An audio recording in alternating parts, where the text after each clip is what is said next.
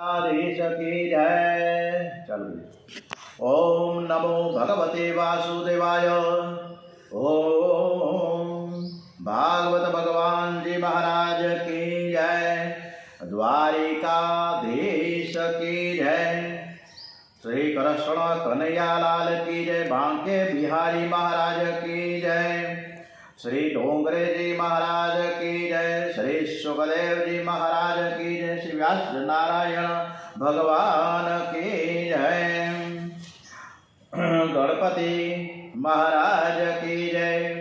वक्रतुंड महाकाय सूर्यकोटि समप्रभ निर्विघ्नं कुरु मे देव निर्विघ्नं कुरु मे देव सर्वकार्येषु सर्वदा सौनु करो कल्याण। हे दयाळु प्रभु सौनु करो कल्याण। नर नारी पशु पक्षीनी साथे जीव जंतुनु तमाम सर्वे भवन्तु सुखिनः सर्वे सन्तु निरामयाः। ओम श्री गजानन गणपति महाराज की जय।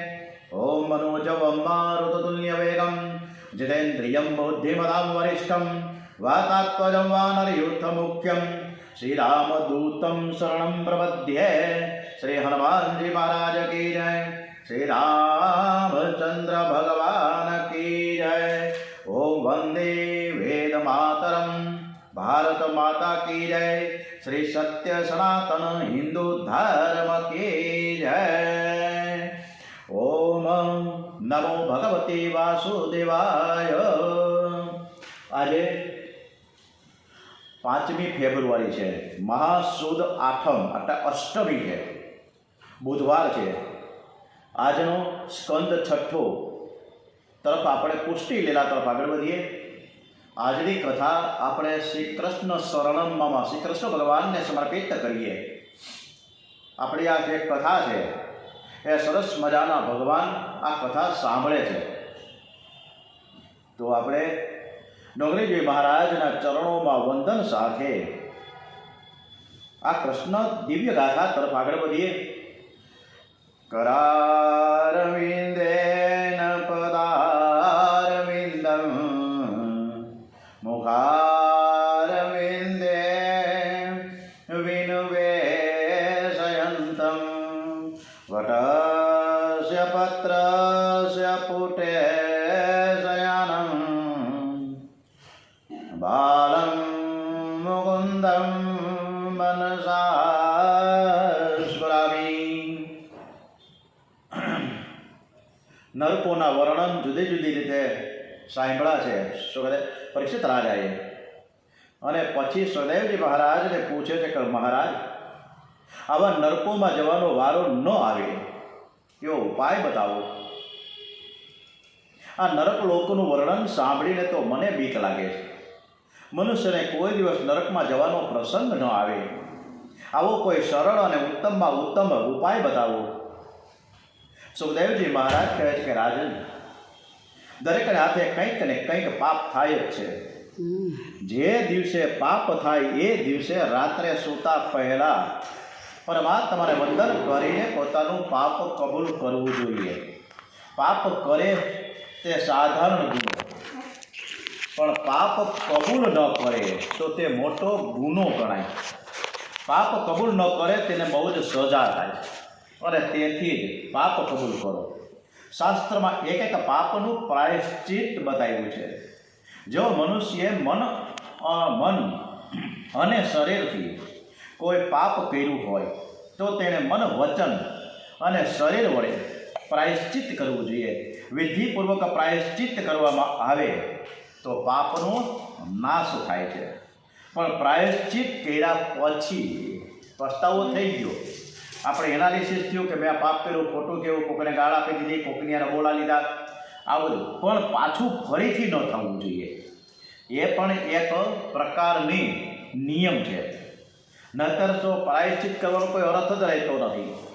મનુષ્ય પરમાત્માનો જપ કરે, ધ્યાન કરે, સેવા કરે તો તેના પાપ બળી જાય છે। એટલે જ 365 દિવસમાં એક સરસ મજાનો દિવસ આવે છે, જય જિનેન્દ્ર મિચ્છામી દુક્કડમ, આ મીઠામી દુક્કડમ વર્ષમાં એક જ વખત આવે. આપણે તો રોજે રોજ કરીએ મીઠામી દુક્કડમ.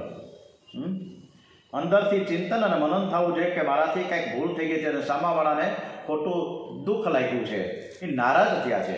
એકવાર નાનકડો એક ફોન ઉપાડીએ મોબાઈલ અને 1 મિનિટ માટે 2 મિનિટ માટે હલો કેમ છો, મારાથી જે કંઈ તમારી સાથે અબોલા થયા અથવા તો મારાથી કંઈક ખોટું કહેવાઈ ગયું અને તમને દુઃખ થયું છે તો આ બધી જ ભૂલ મારી છે, તમારી ભૂલ છે જ નહીં, સોરી, તમે મને માફ કરી દો. આ વસ્તુ થઈ શકશે? અઘરું છે. ન થાય, ન જ થાય ને. શું કામ થાય? આની અંદર આપણે એનાલિસ કરીએ તો કેટલો બધો અહમ ને ઈગો છે. આપણે નમીએ શું કામ? આમો માળો નમે. એમાં પાછા ઘરે કંઈક પ્રસંગ, લગ્ન પ્રસંગ હોય, સગા ભાઈ સાથે બોલતા ન હોય, મારે એને કંકોત્રી લખવી જ નથી, હું કામ લખું? આવું થાય. આપણે આ સમાજમાં આપણે ઠેક ઠેકાડે આ જોવા મળે. પરંતુ મિચ્છામી દુક્કડમ, રોજ માફી માંગો. ગીતાજીમાં કહ્યું છે કે દરેક સવારમાં ઉઠતાની સાથે જ પ્રભુના મંગલમય સ્વરૂપનું ધ્યાન જપ કરવાની આદત પાડો. ઓમ મંગલમ ભગવાન વિષ્ણુ મંગલમ ગરુડધ્વજ મંગલમ પુંડરીકાક્ષો મંગલાયતો ન હરિ સર્વમંગલ માંગલ્યે શિવે સર્વાર્થ સાધકે શરણ્યે ત્રંબકે ગૌરી નારાયણી નમોસ્તુતે. ત્વમેવ માતા ચ પિતા ત્વમેવ ત્વમેવ બંધુજ સખા ત્વમેવ ત્વમેવ વિદ્યા દ્રઢં ત્વમેવ ત્વમેવ સર્વ મમ દેવ દેવ.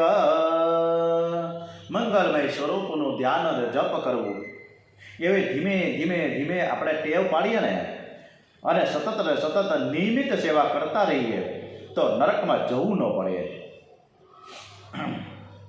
આ માટે 3 સાધન બતાવ્યા છે સુખદેવજી મહારાજે કે રોજ ઠાકોરજીની સેવા કરો, એમના નામનો જપ કરો, એમનું ધ્યાન ધરો. પરમાત્માનું ધ્યાન ન કરે ત્યાં સુધી મન શુદ્ધ થતું નથી. વ્રતથી દ્રવ્ય શુદ્ધિ થાય પણ મનની શુદ્ધિ થતી નથી. દાન કરવાથી ઈશ્વર મળતા નથી. કરોડો રૂપિયાના કદાચ દાન, હમણાં પ્રયાગરાજમાં 8 એવી વિભૂતિઓ છે જેને સમાજ શ્રેષ્ઠી કહી શકાય. આ દરેકે 2 કરોડથી લઈને 35 કરોડ રૂપિયાનું ડોનેશન કર્યું છે પ્રયાગરાજના મહાકુંભ મેળામાં. અને આ મહાપ્રયાગરાજ, આ મહાકુંભ મેળો 144 વર્ષ પછી અલ્હાબાદમાં ત્રિવેણી સંગમ ખાતે પ્રયાગરાજ મહાકુંભ મેળો સતત ચાલુ છે અને કરોડો માણસો ત્યાં સ્નાન કરે છે. ના હમ વેદ ન તપસા ન દાન ન તેજ્યયા શક્ય એવ ભવિદ્ધો દ્રષ્ટુમ દ્રષ્ટવાનસી મા યથા. તમે મારા દર્શન જેવી રીતે કરી શકો છો તેવા દર્શન કરવાનું વેદો વડે, તપથી, દાનથી કે યજ્ઞથી શક્ય નથી. મન શુદ્ધિ માટે ધ્યાન, અર્ચન અને નામ સ્મરણ આ 3 ન થઈ શકે તો તેમાંથી કોઈ એકને તો પકડી રાખીએ. પણ સાધના વિના સિદ્ધિ નથી. તપશ્ચર્યા કરી હતી ધ્રુવજીએ 6 મહિનામાં લાગ લગાટ કરી, એકદમ અઘરી તપશ્ચર્યા. અને 6 જ મહિનામાં એક વિરલ એક બાળક થઈ ગયો આપણા આ સમાજની અંદર. આપણે ઇતિહાસના પાના ખોલીએ તો ધ્રુવજીએ ફક્ત ને ફક્ત ઓનલી 6 months, 6 જ મહિનાની અંદર પરમેશ્વરને પ્રાપ્ત કરી શક્યા. કષ્ટ વેઠા વિના સિદ્ધિ પ્રાપ્ત થતી નથી, એમને ન મળી જાય. ઘણા બધા સંઘર્ષ કર્યા પછી કાંઈક ભૌતિક સિદ્ધિઓ આપણને મળે છે. 2 પૈસા પછી કમાય, ઘરે બેઠા બેઠા કાંઈ ન થાય. મનુષ્યના જીવનમાં લક્ષ્ય નક્કી થવું જોઈએ. જે જીવનમાં એક ધ્યેય નથી, જેના જીવનમાં ધ્યેય જ નથી, તેનું જીવન નાવિક વગરની નૌકા જેવું છે, ગમે ત્યાં ભાગે. એટલે નામ અને જપમાં એટલે ધ્યેય એક તો નક્કી થવું જોઈએ અને એના માટે સતત અને સતત સાધના કરવી જોઈએ. આજના કલિકાળમાં આ બધું કંઈ થતું જ નથી અને તેથી જ આ કલિકાળમાં સુખદેવજી મહારાજે આપણને નામ સ્મરણ, શ્રી રામ જય રામ જય જય રામ, શ્રી રામ જય રામ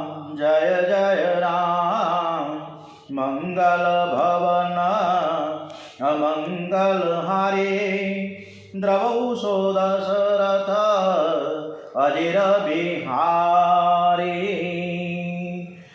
ખૂબ સરસ મજાની નામ સ્મરણનો આશરો લેવાનું કીધું છે. નામમાં દ્રઢ નિષ્ઠા રાખો. સતત પરમાત્માના નામનો જપ કરવાની ટેવ પાડશો ને તો મરણ સુધરશે. નામ નિષ્ઠામાં થાય તો નામી ઈશ્વરનું સ્મરણ થતાં મરણ સુધરે છે. આત્મદેવ આ બધા જ ને લગ્ની લાગી ગઈ હતી. અજામી એટલો બધો હતો ખૂની ખૂંખાર, પણ છતાં નારાયણ નારાયણ કરતા કરતા મોક્ષ ગતિને પ્રાપ્ત થયો. બ્રહ્મનિષ્ઠા અંતકાળ સુધી ટકવી મુશ્કેલ છે.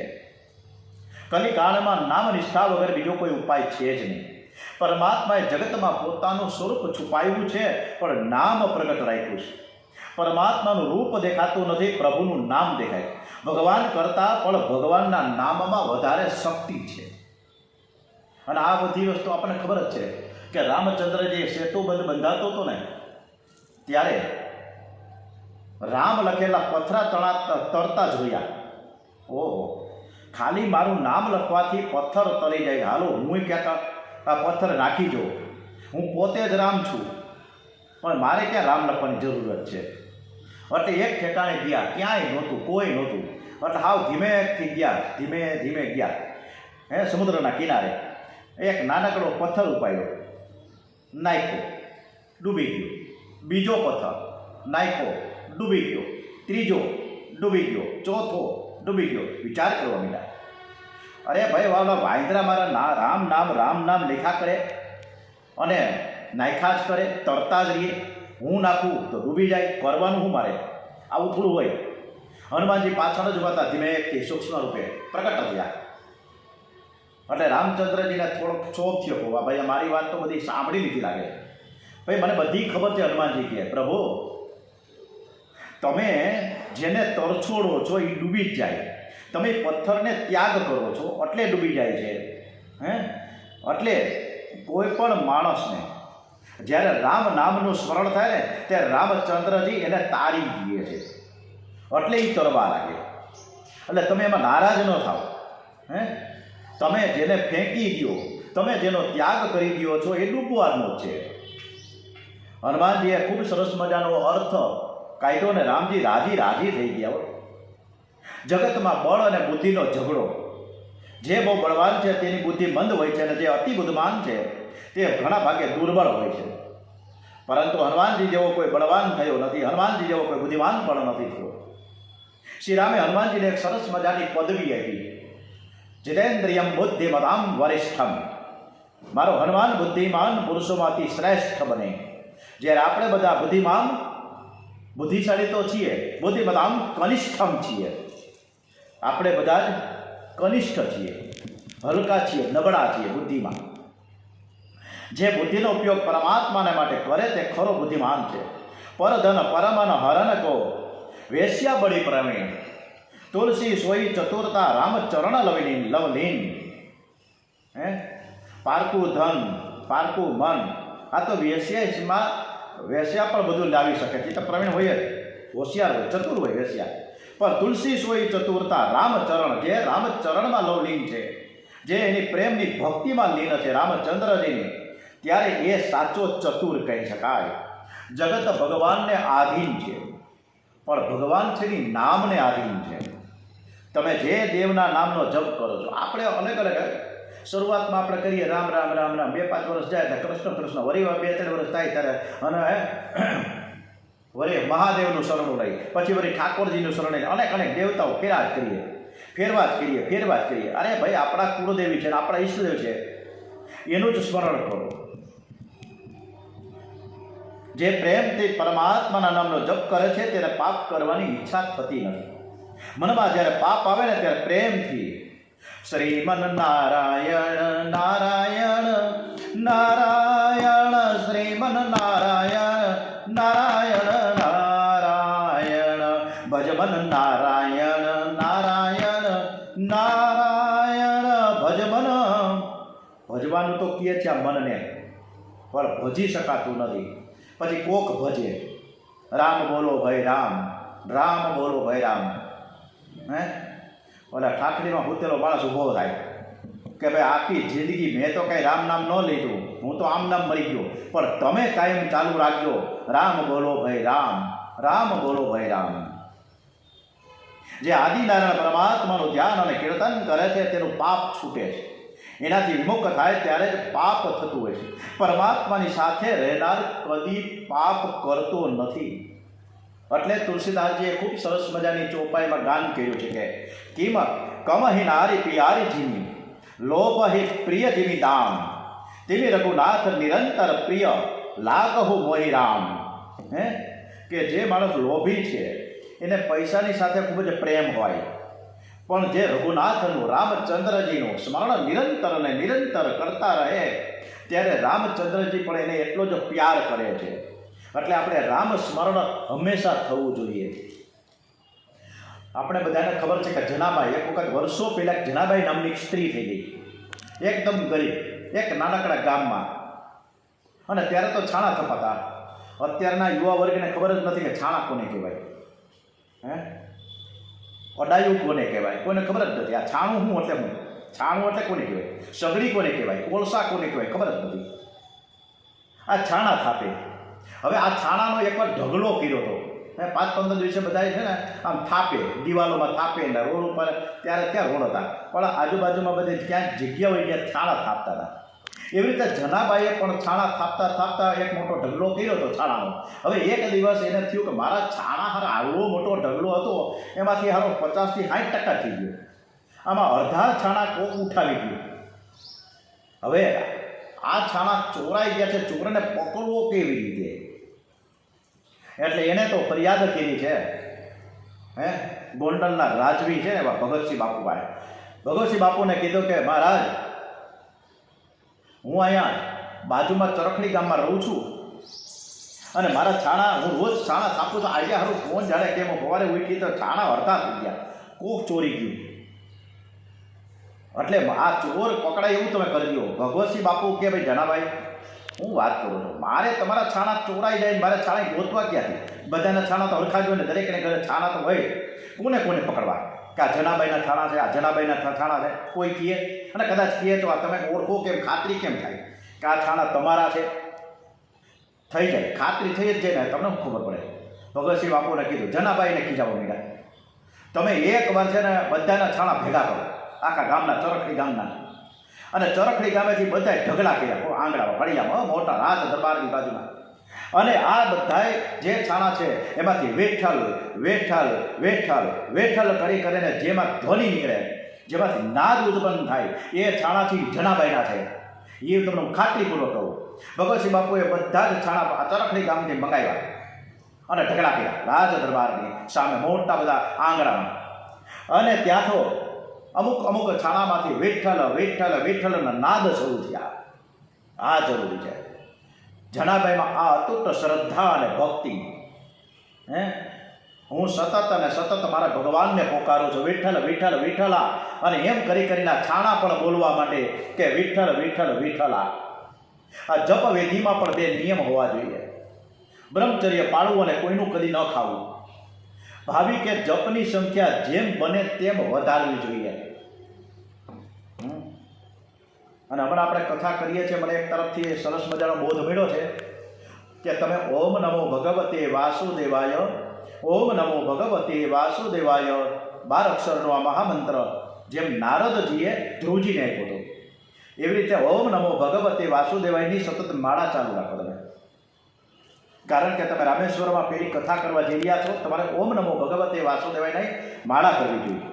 બીજું આપ્યું છે, મને જ ઉપદેશ કર્યો છે, બોધ આપ્યો છે, શિખામણ આપી છે, સૂચન કર્યું છે, સલાહ કરી છે કે વિષ્ણુ સહસ્ત્ર નામની પાઠાવલી કરો. એટલે આ 2 વસ્તુઓ બહુ જરૂરી છે. 5 કરોડ જપ કરનારને જ્ઞાન મળે છે અને 13 કરોડ જપ કરવાથી જીવ અને ઈશ્વરનું મિલન થાય છે.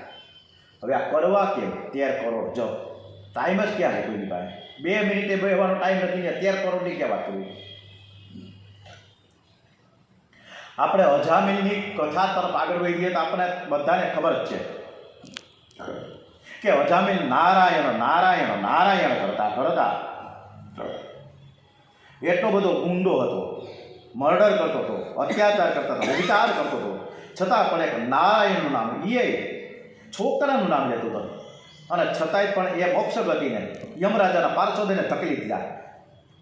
આટલી બધી શક્તિ છે નારાયણ નારાયણ નારાયણ. આ અજામિલ છે ને ક્યારે તો પાછો બ્રાહ્મણ હતો, એમનો જેવો તેવો નહોતો. રાવણે હતો, રાવણ છે ને એ પણ બ્રાહ્મણ હતો. એવી રીતે અજામિલ પણ કાન્યકુંભ દેશનો એક નાનકડો ગામનો બ્રાહ્મણ, અનેક પ્રકારના પાપો કરીને ગુજરાન ચલાવતો હતો.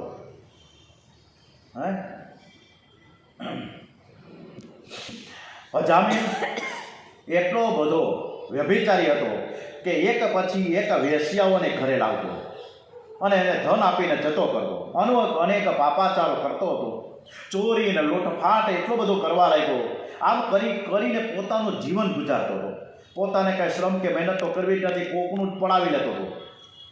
હવે એકવાર અજામિલ શિકાર કરવા આગળ વયો ગયો જંગલમાં. પાછળથી અમુક સાધુ આવ્યા ઘરે. એમાં એને ઘરે એની પત્ની તો હતી જ નહીં, એને લગ્ન તો કર્યા જ નહોતા. લગ્ન કરવાની શું જરૂર છે?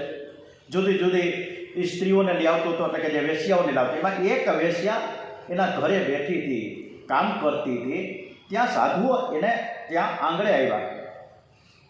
એટલે એ પવિત્ર મનની શ્રદ્ધા ભક્તિવાળી એ વેશ્યા હતી.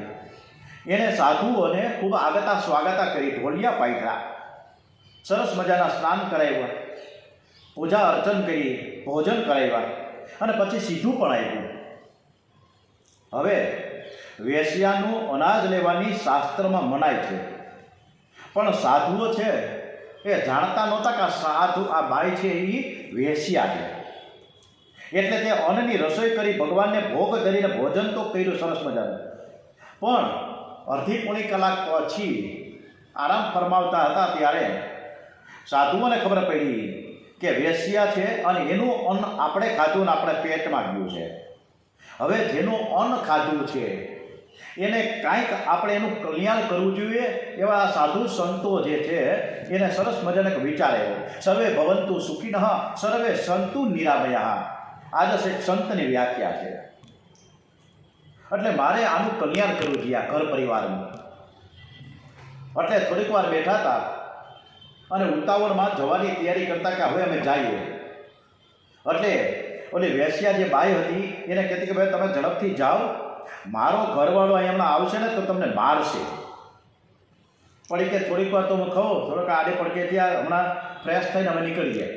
હજી નીકળવાની તૈયારી કરતા હતા ત્યાં તો અજામિલ આવી ગયો. અજામિલને જોયા પછી એના તરફ દ્રષ્ટિ કરી કે આ જીવનું મારે કલ્યાણ કરવું જોઈએ, કારણ કે આ ઘરનું મેં ખાધું છે અને આપણે તો જેના ઘરનું ખાઈએ છીએ એની જ ખોદણી કરીએ છીએ, એનું જ કાપાકૂપી કરીએ છીએ, એની જ નિંદા કરીએ છીએ, એનું જ આપણે કરી નાખીએ. એટલે અજામિલની બધી જ વાતો એને ખ્યાલ આવી ગયો હતો કે આ તો પાપાચારી છે, અત્યાચારી છે. અને હવે જો આપણે એને કહીશું તો ભગવાનનું ધ્યાન કર તો એ નહીં કરે, પૂજા કરવાનું કહીશું તો પૂજા નહીં કરે, માળા કરવાનું કહીશું તો માળા નહીં કરે. આને શું કહેવું? હવે આ અરસામાં સાધુ સંતોને ખ્યાલ હતો કે આની જે બાઈ છે, જે વેશ્યા છે, એ સગર્ભા હતી. એટલે સાધુએ વિચાર કર્યો કે અજામિલની આ એક છેલ્લી સંતતિ છે અને આ છેલ્લી સંતતિમાં માતા પિતાને વિશેષ સ્નેહ હોય છે, પ્રેમ હોય. એટલે આ પુત્રનું નામ નારાયણ રાખે ને તો અજામિલના મુખે અનાયસે નારાયણ નારાયણ નારાયણ ચાલુ થઈ જાય. એટલે એનું થોડું થોડું પાપ તો પડે. એટલે સંતોએ કહ્યું કે તમારે ઘરે અમે ભોજન લીધું છે પણ તમે મને દક્ષિણા તો આપવી જોઈએ, પણ તમે દક્ષિણા મળી નથી તો તમારે મને દક્ષિણા આપવી જોઈએ. અજામિલ કહે દક્ષિણાની ક્યાં કરો, તમે મને ઓળખતા નથી, ભાગવા માંડો અહીંથી, નકર તમારી પાસે જે કંઈ છે એ બધું લૂંટી લઈ, દક્ષિણાની વાત જ કરો માં. સંતોએ કહ્યું ભાઈ અમારે તારી કોઈ દક્ષિણા રૂપિયો પૈસો જોતો નથી, પણ તારે ઘેરે ટૂંક સમયમાં એક દીકરાનો જન્મ થાય ને ત્યારે તું ફક્ત એટલું જ રાખજે, હું કહું એટલું જ કરવાનું કે તેનું નામ છે ને નારાયણ રાખજે. અરે તું નારાયણ એટલું મને કહી દે, કરું અને પ્રોમિસ આપી દે, ખાતરી આપી દે મને કે હું નારાયણ નામ રાખીશ, આ જ અમારી દક્ષિણા છે. હવે સંતોના દર્શનથી અને એના ભાવસભર શબ્દોથી અજામિલને એમ થયું કે ના, મને શું વાંધો છે, થોડુંક હૃદય પીગળું. અને ભગવાન જો મારા ઘરે ભગવાન કરે અને એની કૃપા થઈ જાય અને મારે ઘરે દીકરાનું અવતરણ થાય તો હું એનું નારાયણ નામ રાખીશ. એમ કહીને સંતોને કહ્યું કે આ વાંધો નહીં, હાલો હું નારાયણ રાખીશ.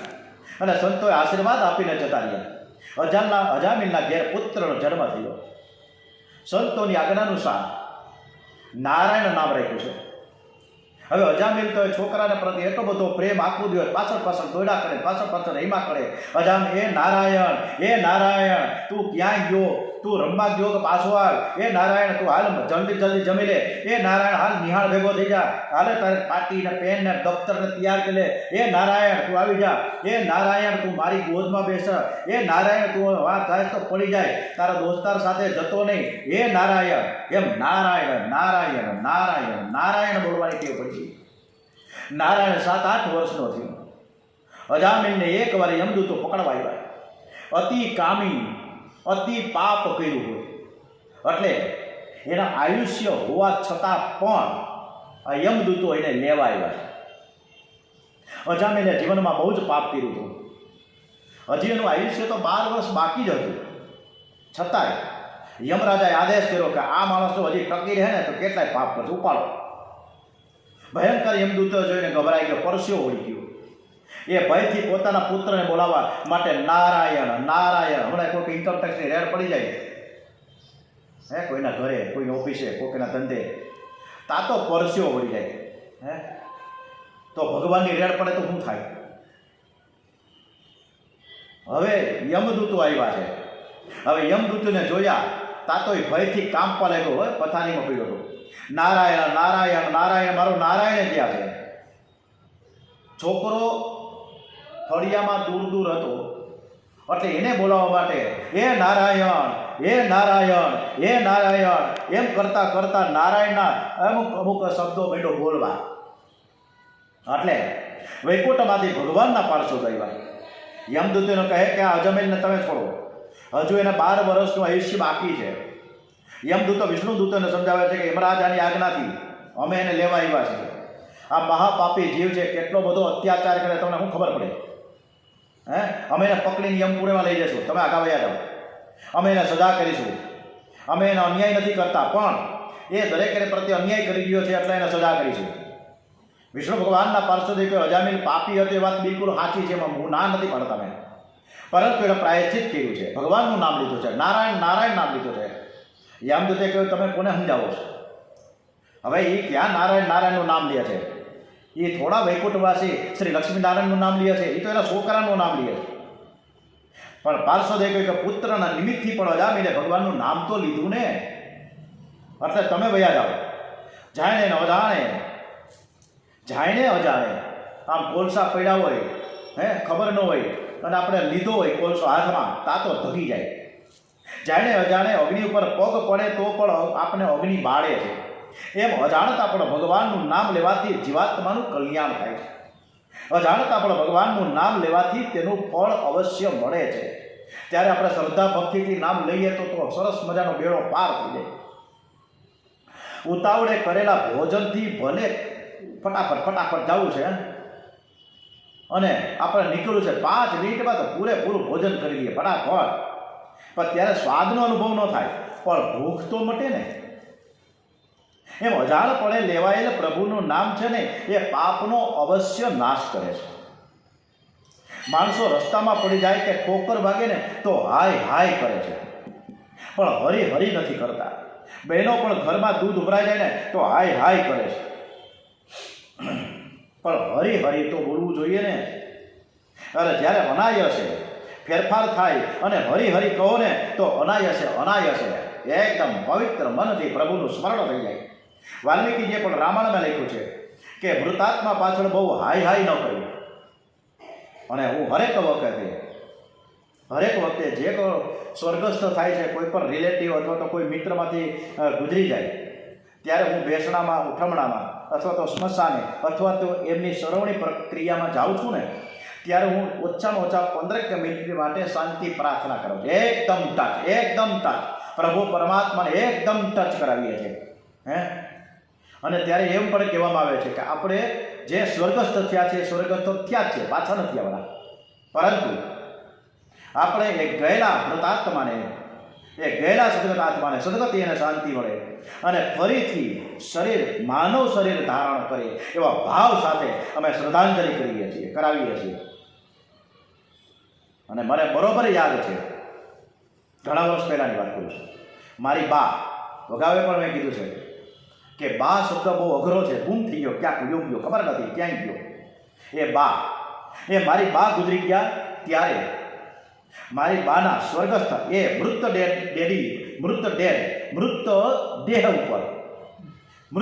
ઉપર એ બોડી ઉપર, એ શરીર ઉપર, મારી બાના શરીર ઉપર મેં ગાયત્રી યજ્ઞ કર્યો હતો. યજ્ઞ દ્વારા આહુતિ આપી હતી અને એકદમ ભાવથી 24 ગાયત્રી મહામંત્રના જપ કરીને આહુતિ આપી છે. ત્યારે એક પણ આંસુ નહોતા મારા આંખમાં. સ્મશાન ઉપર ગોંડલ ખાતે. આ જરૂરી છે, પણ અઘરું છે, આપણે ન કરી શકીએ. વિષ્ણુ દૂતોએ અજામીનને યમદૂતોના પાસમાંથી છોડાવ્યા. એનો ઉદ્ધાર થયો. સતકાળમાંથી અપમૃત્યુ આયુષ્ય બાકી હોવા છતાં પણ પાપ કર્મોના ફળ રૂપે આવેલું મૃત્યુ ટળી જાય. અજામીનનું અપમૃત્યુ હતું છતાં તે ટળ્યું. અજામીનના તેલથી હવે તો પસ્તાવો થવા લાગ્યો છે. એ ઘર છોડીને ગંગા કિનારે ગયો. જીર્ણ મંદિરમાં રહેવા લાગ્યો આખો દિવસ. આપણે પણ ખૂબ જ ભાવથી કરીશું. ઓમ નમો નારાયણ નમો નમઃ. ઓમ નમો નારાયણ નમો નમઃ. ઓમ નમો નારાયણ નમો નમઃ. ઓમ નમો નારાયણ નમો નમઃ. ઓમ નમો નારાયણ નમો નમઃ. મહામંત્રનો જપ કરી રહ્યો છે. હવે તો એ માધુકરી માંગવા જાય. મધુકરીમાં જે કંઈ મળે તે ગંગાજીમાં બોળે. જળ દેવતાને સ્વાદ આપે, અન્ન શુદ્ધ કરે, એકવાર ખાય છે. ભોજન બહુ સરસ હોય તો ભૂખ કરતાં વધારે ખવાઈ જાય છે. ભોજન નીરસ હોય તો પેટમાં જેટલી ભૂખ હશે એટલું જ ખવાશે. અજામીન નીરસ ભોજન કરતો હતો. એનું ભોજન નીરસ છે, તેનું ભજન સરસ છે. અને જેનું ભોજન સરસ છે તેનું ભજન નીરસ જ હોય. સ્વાદ અને વાદ આ બે છોડે ને, સ્વાદ અને વાદ આ બે છોડે ને તો ભક્તિ થાય.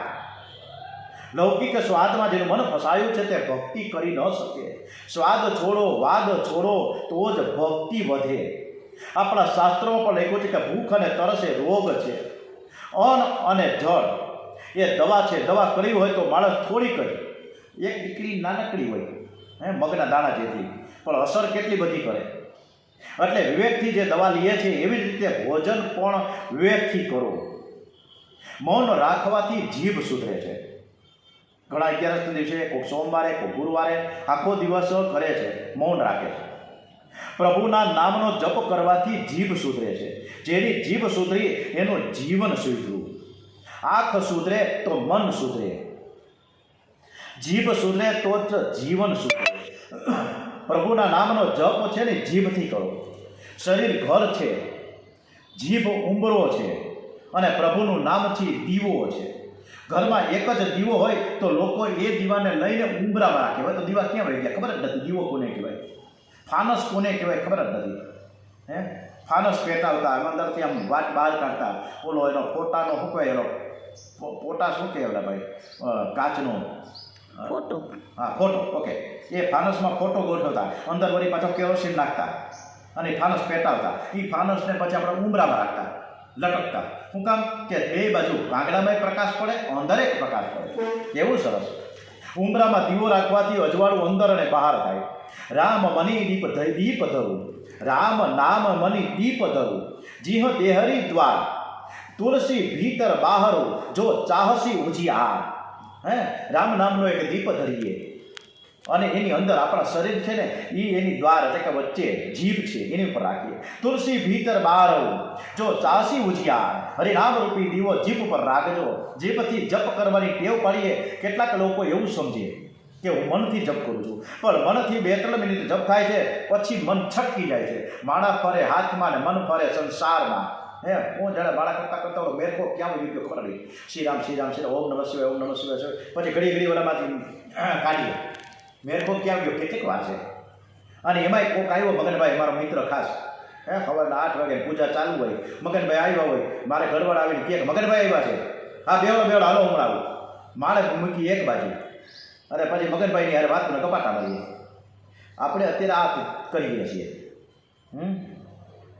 અજામિલ જગતને વંદન કરીને સાવધાન કરે છે. અતિ પાપીએ નિરાશ થવાની બિલકુલ જરૂર જ નથી. પ્રભુનો દરવાજો બધાને માટે ખુલ્લો છે. ગમે તેવો પાપી હોય પણ તેના કરેલા પાપને માટે હૃદયથી પસ્તાવો થવો જોઈએ. ભગવત ભક્તિ કરનારને આ લોકમાં ને પરલોકમાં પણ માન મળે છે. અજામિલ પણ ભગવત ભક્તિ કરતા કરતા ભગવત લોકમાં ગયા. ભગવાનના નામનો આશ્રય લેવાથી ભવ સાગર તરી ગયો. ઓમ શ્રીમન નારાયણ નારાયણ નારાયણ. ઓમ નમો ભગવતે વાસુદેવાય. શ્રી ભાગવત ભગવાનજી મહારાજ કી જય. ઓમ દ્વારિકાધીશ કી જય. શ્રી કૃષ્ણ કનૈયાલાલ કી જય. શ્રી ડોંગરેજી મહારાજ કી જય. શ્રી ભાગવત ભગવાનજી મહારાજ કી જય. ભારત માતા કી જય. જય હિન્દ. વંદે ભારત. ઓમ નમઃ પાર્વતી પતે. હર હર હર.